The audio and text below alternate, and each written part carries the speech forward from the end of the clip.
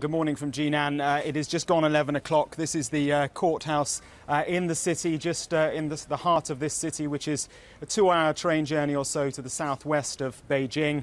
And this is where Bo Xilai, once a man tipped to be right at the top of the Chinese Communist Party, has been sentenced to life in jail. He was found guilty about half an hour ago, and we've just had that sentencing. 3 charges against him: 1 bribery, 2 embezzlement, and 3 abuse of power. For the abuse of power charge, he's been sentenced to 7 years in jail. For the embezzlement charge, he's been sentenced to 15 years in jail. And for the bribery charge, he's been sentenced to life in jail. So you ask whether or not he will serve that life term. I think as long as the Communist Party remains in power in this country, he will serve that life term. I think there's little doubt about that, unless, of course, he appeals. There is that chance that he could appeal. If he was to win the appeal, he's got a 10-day window in which to do that, then perhaps he's got some chance. I think there's little likelihood, though, that we will see anything but Bo Xilai behind bars.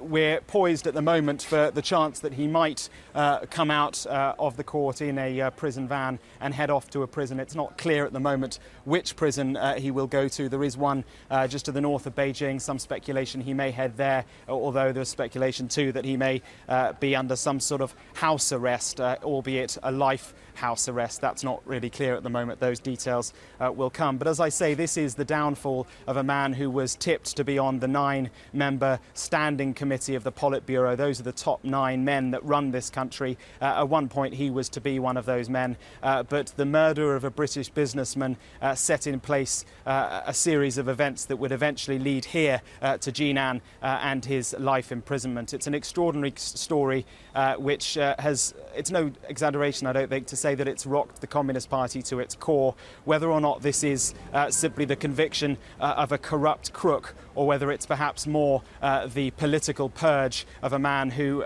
really was a genuine threat to the Communist Party, hard to know.